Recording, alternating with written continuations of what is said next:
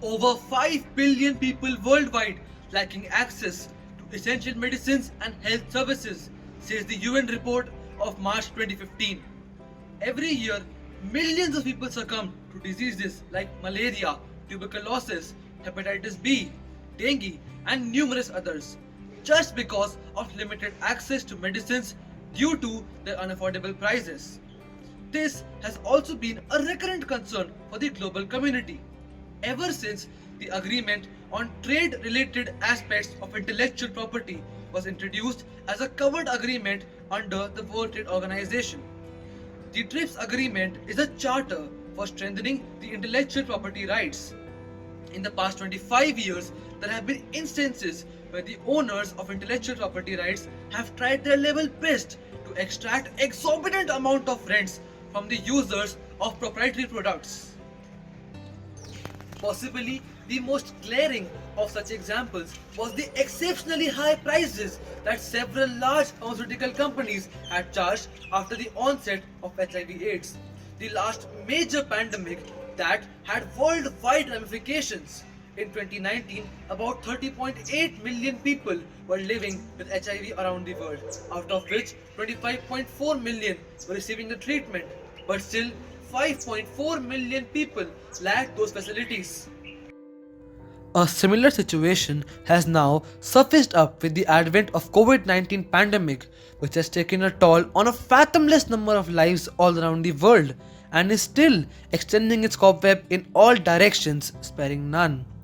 The need of the hour is to save humanity and not just mint money exploiting the human emotions, making use of intellectual property rights. What intrigues me the most is that some companies have refused to share the data of their clinical trials, which creates a barrier for the prompt entry of generic medicines into the marketplace.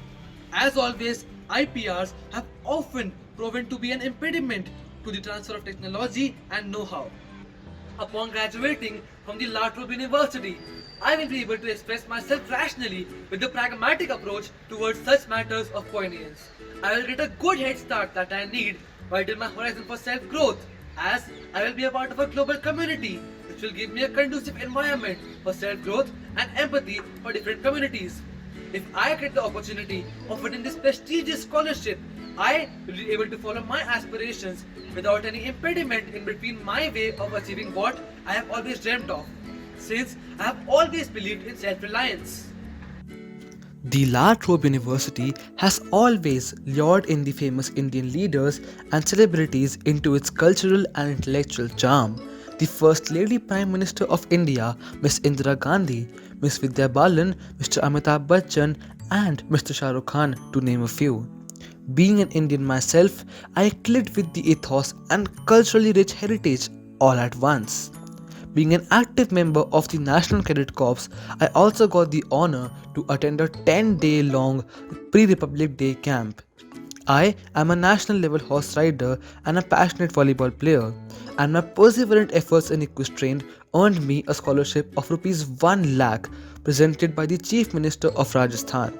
And given that Melbourne is known as the sporting capital of the world, I firmly believe that the university will provide me with the grounds to hone and acclaim my skill.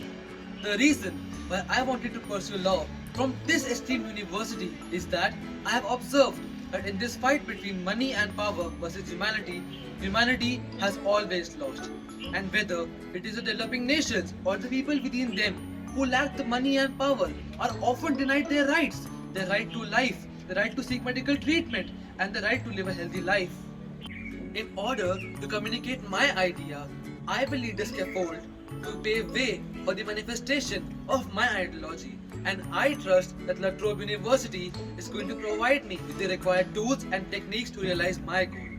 My endeavor here is to bring an end to the monopoly of such big companies and ensure fair availability of medicines and medical facilities for the masses. I am Ashutosh Chugh, a dreamer and achiever, a go-getter, a social worker, and this is my testimonial for the La Trobe University's Vice Chancellor's 100% Excellence Scholarship. A doctor may earn huge profits by charging whatever fees he wishes to. It surely is legal, but is it ethical too?